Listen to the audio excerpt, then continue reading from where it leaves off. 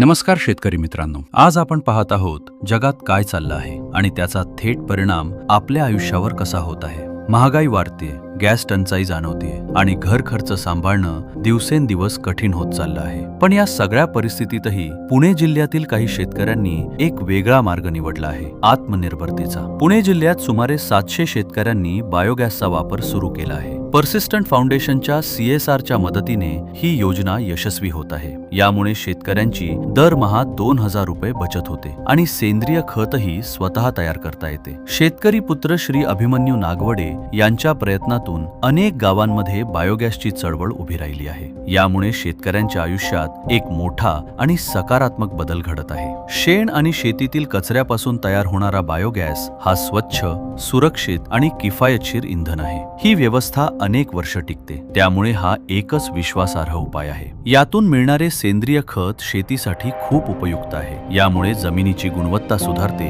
आणि खर्च कमी होतो. आज हे शेतकरी गॅस टंचाईपासून मुक्त झाले आहेत, कारण ते स्वतःची ऊर्जा स्वतः तयार करत आहेत. यामुळे त्यांचा आत्मविश्वासही वाढला आहे. शेतकरी पुत्र श्री अभिमन्यू नागवडे यांच्या शेतकऱ्यांचे जीवन सोपे करण्याच्या सातत्यपूर्ण प्रयत्नांमुळे तसेच त्यांच्या Baramati ecosystems and technology private लिमिटेडच्या भारत सरकार मान्यताप्राप्त बायोगॅस प्रकल्पामुळेच हे सर्व शक्य झाले आहे. हीच खरी दिशा आहे, आत्मनिर्भर भारताकडे जाणारी. चला, आपणही शाश्वत ऊर्जेकडे वळूया. एकच ध्यास, शेतकऱ्यांचा सर्वांगीण विकास.